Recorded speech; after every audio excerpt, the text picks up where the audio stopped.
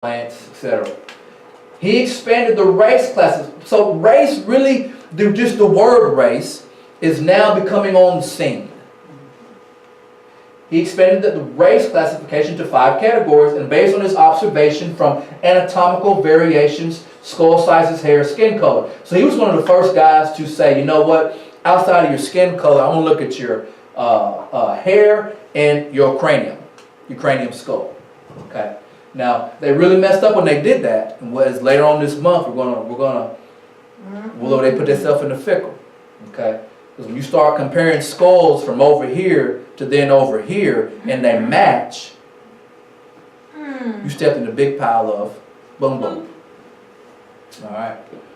He was not of the general opinion that Negroes were savages. Okay. He wasn't as bad, and I say as bad as in, you're still down here. I want my Worcestershire sauce. And humans are one species. The 5 groups: Caucasian, Mongolian, American, Ethiopian, and Malayan. Skulls are white in their color, therefore Caucasians, whites were the first humans. I'm going to say it again. Skulls are white in color, therefore Caucasians, whites are the first humans. So, this was his work. Very famous scholar in 1752 to 1840. So by the time you get to the 1900s, you get to divisions of religion, and you're establishing church doctrine or church beliefs or interpretation of the Bible. This kicks in because this was in the thought in the 18th and 19th century. You cannot ignore it. And this isn't some guy on the street corner, all right, selling peanuts. People study his stuff. All right. 19th century black dilemma. Religion, education, and society. Okay. These are 3 groups because once again, Johann Friedrich Blumenbach, okay, if I'm a farmer and I'm real country and I ain't got no education, I don't know who Johannan is. Right? I work all the time, and I don't get to go to my church. Okay? So, you have to, if you are to put something out there, you got to reach where everybody's at. You got to be able to reach people. You got to be able to get to them. So, let's keep looking at some of it, because these are scholars and teachers and professors. Okay? All right? Louis, I can't get this guy's number, Agassiz, 1807 to 1873, Swiss-American biologist and geologist. Neo-traditionalist, okay? So he was on that polygenocide, right? Scratched the surface of man evolving from another organism. His literature promoted scientific racism. Okay? People study this, and like I said, this guy don't sell bonbons, okay? He ain't selling yo-yos, right? Professor of zoology and geology at Harvard. Over here, Harvard, Ivy League schools. People have parties and all kind of things if they're able to get into Harvard. Okay? But he was anti-slavery, but firmly believed races are created separately, with the Negro being uncorrectable and inferior. That's your Harvard professor there, all right?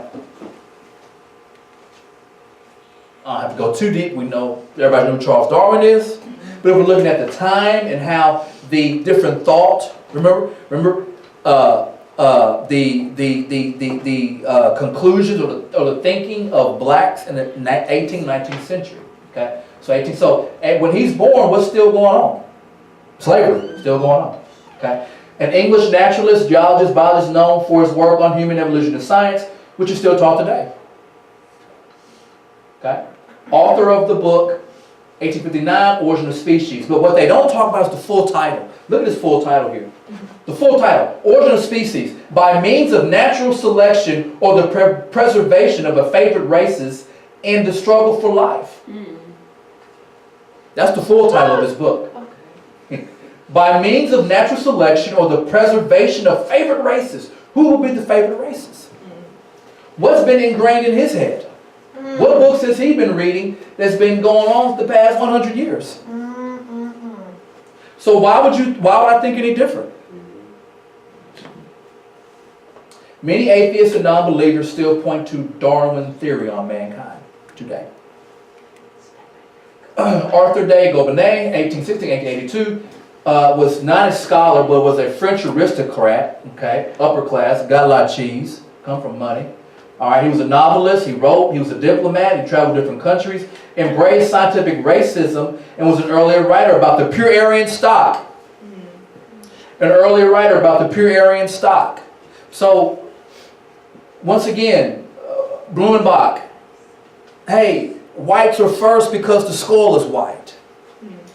Arthur de Gobineau, pushing pure Aryan stock, pure, superior. Race creates culture, and skin color is a natural barrier. So now there's more emphasis on race because thanks going back to the 1700s, race has been broken up, right? People, so now you're this or you're this, right? So now we're seeing this process. Look at something that he says: blacks were physically strong, but incapable of intelligent thought. Regarding the yellows, as Gobineau called Asians, he claimed that they were physically and intellectually mediocre, but had extremely strong materialism that allowed them to achieve certain results. Finally, Gobineau wrote that whites were the best and greatest of the three races, as whites and whites alone were the only ones capable of intelligent thought. So it doesn't matter if you're a non-believer or a believer, you believe that. Whites alone were the only ones capable of intelligent thought. Were physically the most beautiful and were the only ones capable of creating beauty. Thomas Huxley, 1825-1895. English biologist specializing in comparative anatomy, also a surgeon. Agnostic thinker. Okay, agnostic thinker. Humans cannot. So if someone is agnostic, you know, the supernatural or God is so divine. It's you know that humans can't really conclude or deduce whether there is a God or there isn't a God. So agnostic thinker, humans cannot prove in God's existence or his non-existence due to the divinity and supernatural lack of understanding contained by humans. Known as the bulldog, a reinforcer for Darwinism. Believe that Darwin's work bridged the gap between Christianity. Here we go. Because we got to bridge this gap between the Bible thumpers, the Adamites, and then the non-Bible people. We got to bridge a gap. We got to find a common thread here. We got to figure out that he says that Darwin's work was the bridge. Darwin's work was the bridge. Once again, Darwin also talked about man coming from ape, and we know who that man would be that evolved from the ape. It would be the black man. Right? Justification.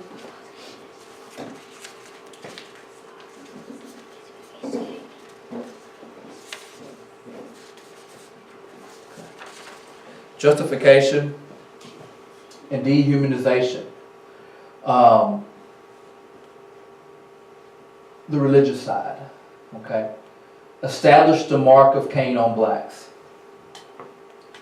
Noah was just and perfect, and he cursed Ham, black race. Okay? Slaves should obey their masters, Colossians 3:22. Okay? So we're talking about justifying slavery and dehumanizing. Okay? So if you're not even a human, all this stuff these people are talking about is to try to separate. I use the bathroom the same way you use the bathroom. You know, or my black women give birth the same. They go through their monthly cycles the same. We grow the same. But we're so different, and the fact that we're so different is that I'm able to dehumanize you, and it's okay. It's justified. Church doctrine had to be anti-black. Had to be. Okay. From the academic realm, they could not prove that blacks were not human. Okay. But to be a degenerate human stock became the precedent. So now it's more emphasis on okay, you are human, but you're like subhuman. Like if I'm human 1A, you're human 10Z. Black man evolved from the ape, then the white man became a superior stock. Intellect, morals, and physiological appearance prove blacks are perfect for slave status. I'm going to say it again. Intellect, morals, and physiological appearance prove blacks are perfect for slave status. Wow. So this is not, we have to understand that chattel slavery is different from other kind of captivities. And we're going to look at that. And I know for me and my wife, we had the privilege of going down to Louisiana to one of the oldest and most up-to-date slave plantations in Louisiana.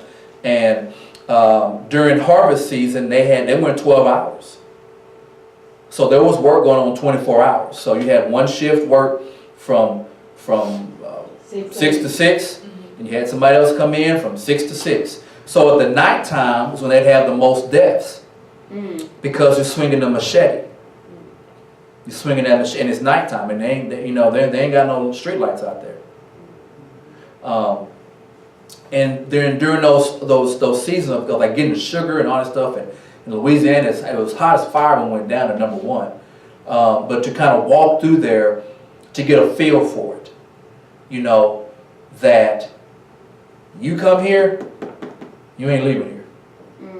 And there was a lot of things that she said that stuck out to me. But when she said that if you were a slave brought on a ship to Louisiana, that Harriet Tubman can't come for you. Because Louisiana, the terrain, swamp, water, just driving there is complicated. Like, there's a whole lot of water here. I don't like all these bridges. It's too much. So imagine being on foot.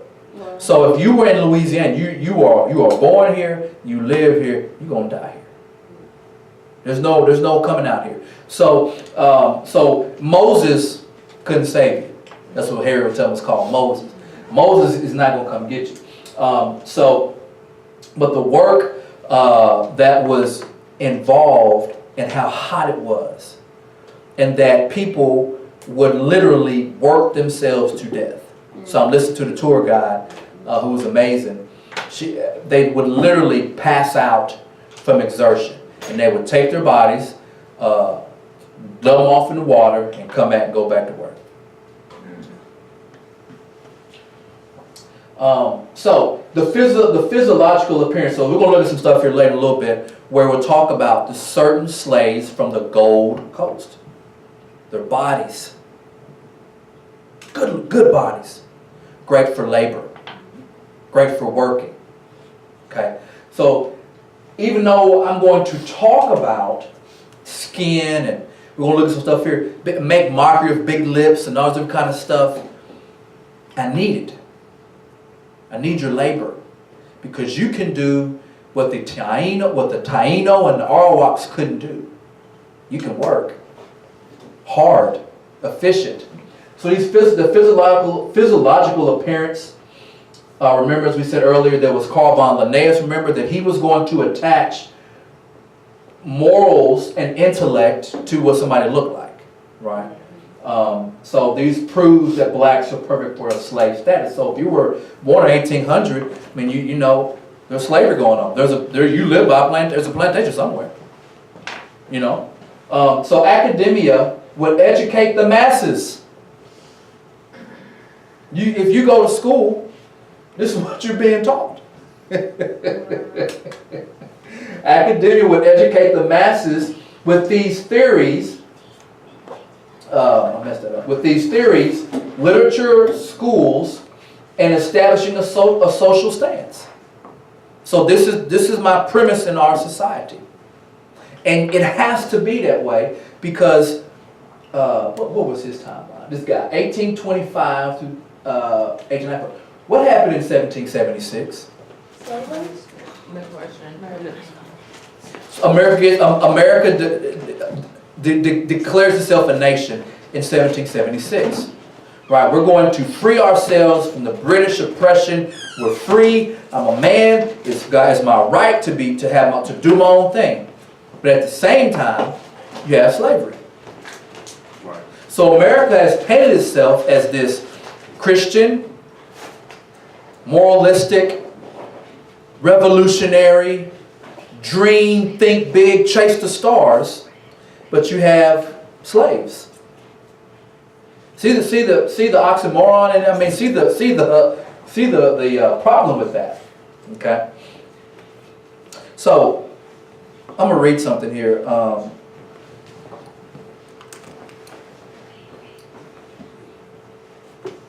When I get done with this, we'll take a small break. And then we'll come back. I'm going to read, this book is called The American Negro Slave Revolts by Herbert Aptheker. Okay. But on page 53 in this book, really good book.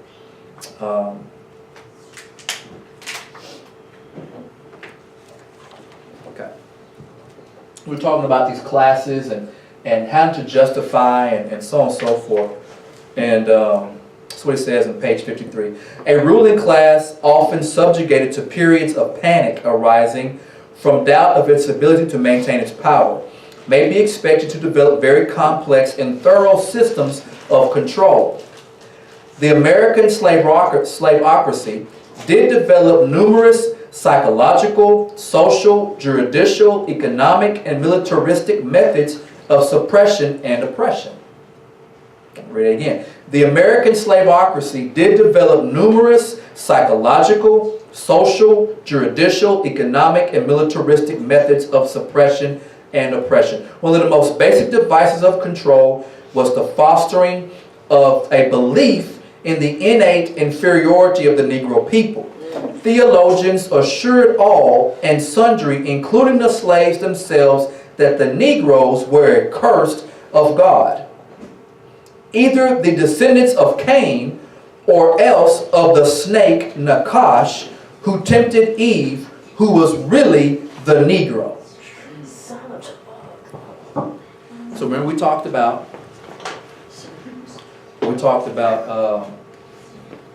having to get a common ground here. So it was taught that, you know, in church, that you are cursed of Cain or you were a descendant of the snake. So some, and we're going to look at some stuff of why they say that. And then, so I'm going to turn back to Carter. Now we got two more little quotes to read, and we'll take a break here. On page 43. What else supposed to read here? Okay. All right. Page 43, The Miseducation of a Negro by Carter G. Woodson. In the church, however, the Negro has had sufficient freedom to develop the institution his own way, but he has failed to do so.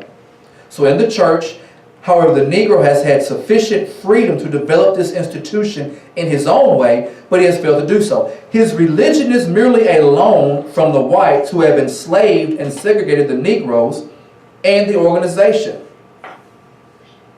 Though largely an independent Negro institution, is dominated by the thought of the oppressors of the race. So that the religion is a loan and that the ones who dominated gave it to you. Very important if that's not what you were doing in West Africa.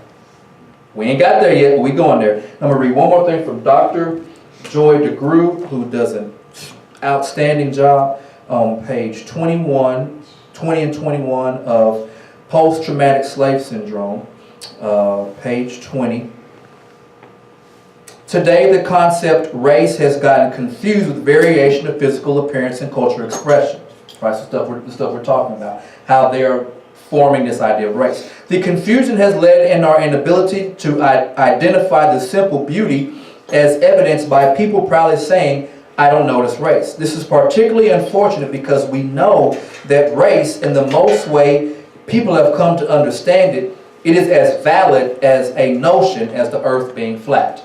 Okay, that's what she compares race to. She compares race to the earth being flat. We have all these races and stuff, like earth being flat. Okay, and then she says, she quotes James King, author of The Biology of Race. He says, race is a concept of society that insists there is a genetic significance behind human variations in skin color that transcends outward appearance. However, race has no scientific merit outside of sociological classifications. There are no significant genetic variations within the human species, to justify the division of races. Amen. And with that being said, we'll take a small little break and then we'll return for the second part of our presentation.